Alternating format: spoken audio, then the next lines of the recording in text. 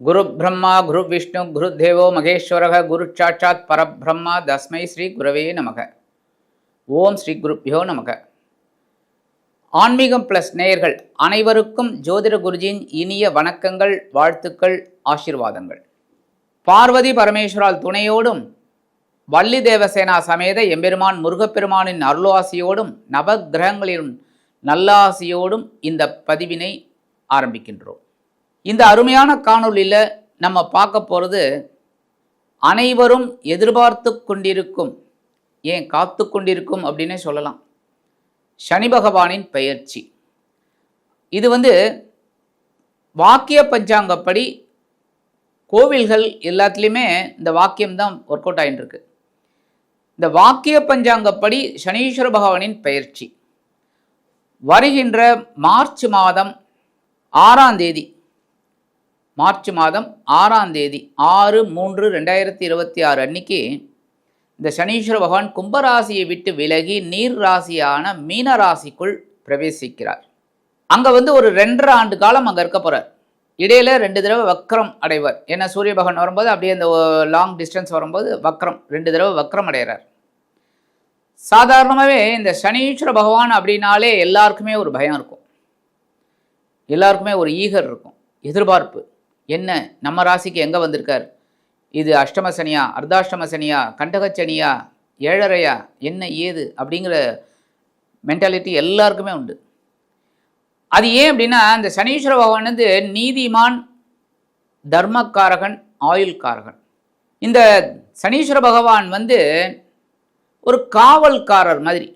இப்போ ஒரு அப்பார்ட்மெண்ட்டில் ஏதோ ஒரு வீட்டில் ஏதோ ஒரு தப்பு நடந்திருக்கு, இல்லை ஏதோ ஒரு என்கொயரிக்காக போலீஸ்காரங்க வராங்க, தவறுதலாக உங்கள் வீட்டை கதவை தட்டிட்டாங்க, தவறுதலாக நீங்கள் கதவை திறக்கிறீங்க, போலீஸ் நிற்கிறது. உடனே உங்களுக்கு என்ன தோணும்? ஒரு படபடப்பு, படபடப்பு, பயம். என்னடா அது, நம்ம வீட்டுக்கு போலீஸ் வந்திருக்கேன்னு. நீங்கள் ரொம்ப நல்லவர், ஆனால் அந்த பயம் இருக்குது பாருங்கள். ஏன்?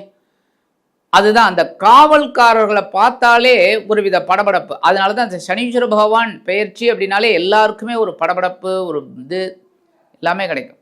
அந்த வகையில் இந்த மீனராசிக்குள்ளே நுழையக்கூடிய சனீஸ்வர பகவான் 3ஆம் பார்வையாக ரிஷபத்தையும், 7ஆம் பார்வையாக கன்னியையும், 10ஆம் பார்வையாக தனுசுவையும் பார்க்குறார். ஏன்னா இந்த சனீஸ்வர பகவானுக்கு 3, 7, 10 விசேஷமான பார்வைகள்.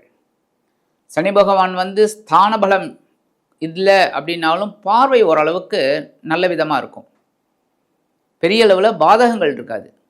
ஆனால் இதே சனீஸ்வர பகவான் வேறு எங்கேயாவது இருந்தார்னா அதுக்குண்டான ஒரு பாடங்களை நமக்கு கொடுப்பார்.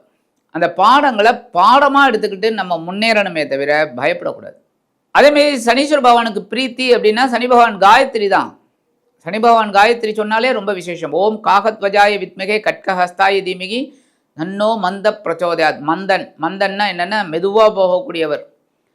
ஏன்னா சூரியன்லேருந்து ரொம்ப தூரம் இருக்கக்கூடிய கிரகம் இந்த சனீஸ்வர பகவான். அதனால தான் சூரியனை சுற்றி வர 2.5 ஆண்டு காலம் ஆறுது. இப்போ 30 ஆண்டுகளுக்கு பிறகு இந்த மீனராசிக்குள்ளே பிரவேசம் பண்ணுறார் இந்த சனீஸ்வர பகவான். அந்த வகையில் இந்த சனீஸ்வர பகவான் ஒவ்வொரு ராசிக்கும் என்னென்ன பலாபலன்களை கொடுக்க போகிறாருங்கிறத பற்றி தெரிஞ்சுப்போம். முதற்கண் சப்ஸ்கிரைப் பண்ண அனைத்து இனிய நெஞ்சங்களுக்கும் எங்களது நன்றிகள். சப்ஸ்கிரைப் பண்ணிக்கலையா பண்ணிக்கோங்க, லைக் பண்ணுங்கள், கமெண்ட் பண்ணுங்கள், ஷேர் பண்ணுங்கள். அதேமாரி உங்களோட ஜனனகால ஜாதகத்தை பார்க்கணும் அப்படின்னா என்னோடய வாட்ஸ்அப் நம்பருக்கு வாங்க, கண்டிப்பாக உங்களுக்கு பதில் கிடைக்கும். ஆக இந்த பதிவுக்கு போகலாமா? அன்பான மீனராசி நேயர்களே, இந்த அருமையான காணொளியில் நம்ம பார்க்க போகிறது சனீஸ்வர பகவானின் அற்புதமான ஒரு பெயர்ச்சி வாக்கிய பஞ்சாங்கப்படி. இந்த சனீஸ்வர பகவான் உங்களுக்கு யாருன்னா லகாபாதிபதி, விரையாதிபதி. 50-50. பிரிட்டானியா 50-50. விரயங்களை கொடுக்குறவரும் அவர் தான், லாபத்தை கொடுக்குறவரும் அவர் தான். இந்த இடத்துல பார்த்திங்கன்னா லாபம் விரயம் தான் சொல்ல, கஷ்டம்னு சொல்லலை. ஏன் அப்படின்னா எல்லாத்தையும் நம்ம எடுக்கிற கோணங்கள் தான். கஷ்டம்னு நினச்சோம்னா கஷ்டம்தான். கல்யாணம் ஆகிடுத்து கஷ்டம், குழந்தை பிறந்துடுத்து கஷ்டம், இப்படி எல்லாத்தையுமே நம்ம கஷ்டம் கஷ்டம் கஷ்டம்னு நினச்சிட்டோம்னா எல்லாமே கஷ்டம்தான். ஆனால் கல்யாணம் ஆகிடுத்து நல்லது, சந்தோஷம், ஒரு குடும்பம் ஏற்படுத்திடுத்து, குழந்தை பாக்கியம் கிடச்சிடுத்து, நம்ம வம்சம் விருத்தி அடைஞ்சிடுத்து. இப்படி ஒன்று ஒன்றா நம்ம நல்லது நினச்சிட்டோம்னா எல்லாமே நல்லது. ஆக இந்த லாபாதிபதியும் விரையாதிபதியுமான சனீஸ்வர பகவான் இதுவரைக்கும் எங்கே இருந்தாருன்னா உங்களோட விரயஸ்தானம் அப்படிங்கிற 12ஆம் இடத்துல இருந்தார். ஏகப்பட்ட சுப செலவுகள் அசுப செலவுகள் எல்லாமே கிடைச்சது. மனசில் ஒரு சந்தோஷமும் இருந்தது, ஆனால் ஏகப்பட்ட டென்ஷனும் இருந்தது. செலவுனாலே டென்ஷன் தானே சுவாமி. இப்போ எல்லாருக்குமே பேங்க் பேலன்ஸ் ஏறிண்டே இருந்ததுன்னா சந்தோஷமாக இருக்கும், அதே இறங்கிட்டே இருந்தால் மனசு கஷ்டமாக இருக்கும். கரெக்டாக அந்த வகையில் சில பேருக்கு வீடு மனை வாகனம்லாம் கிடச்சிது, வெளியூர் பயணங்கள் நல்லபடியாக கிடச்சிது, உத்தியோகத்தில் ஒரு இடமாற்றம் இருந்தாலும் சுப இடமாற்றமாக இருந்தது, நல்ல வருமானத்தோட இடமாற்றம், அதாவது பதவி உயர்வு அதோடு உண்டான ஒரு இடமாற்றம். தொழில் வியாபாரமும் நல்லபடியாக இருந்தது, பரவாயில்லைங்கிற மாதிரி போச்சு, முன்ன விட பரவாயில்லை அப்படிங்கிற மாதிரிலாம் ஓரளவுக்கு ஓகே. அந்த வகையில் இப்போ எங்கே வரார் அப்படின்னு பார்த்தீங்கன்னா உங்களோட ஜென்மராசிக்கு வரார். ஜென்மராசியில் சனீஸ்வர பகவான் வந்தாலே கொஞ்சம் குழப்பம் அதிகமாகும். ஏன்னா உண்மையாக தான் சொல்லணும். அதுக்காக உங்களுக்காக நான் ஃபேவராக சொல்லணும் அப்படிங்கிறதுக்காக அதெல்லாம் கவலையப்படாதீங்க. ஜென்மராசிக்கு சனீஸ்வர பகவான் நல்லா குட்டுன்னு குட்டுவார் அப்படின்னு தான் சொல்லி ஆகணும். அதுக்காக இல்லைன்னு சொன்னால் கண்டிப்பாக குழப்பத்தை கொடுப்பாரு. எதுக்காக? உங்களுக்கு ஒரு பாடத்தை கொடுக்கறதுக்கு. நீங்கள் இந்த மாதிரிலாம் பண்ணக்கூடாது, இந்த மாதிரிலாம் பண்ணணும். ஆனால் என்ன, உங்கள் ராசியே பார்த்தீங்கன்னா அவங்க ராசிநாதன் குருபகவான் தான். அந்த குருபகவானோட வீட்டுக்கு தான் இந்த சனீஸ்வர பகவான் வரார்.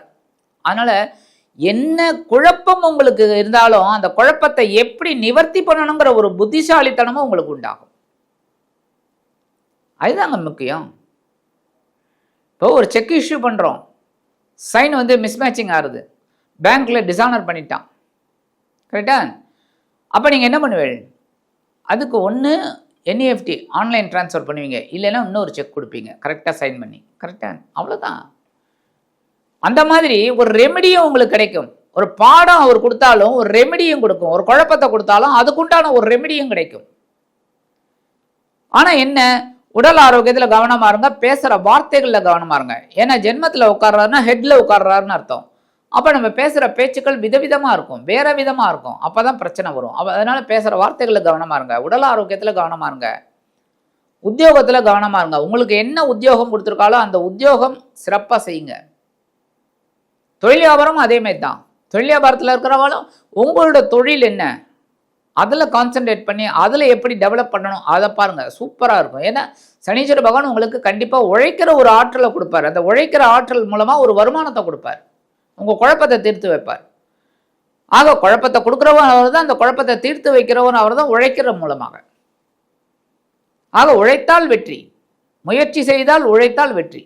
கண்டிப்பாக உங்களுக்கு பெரிய பாக்கியம் காத்திருக்கு. ஜென்மராசிக்கு வராருன்னு கவலையப்படாதீங்க.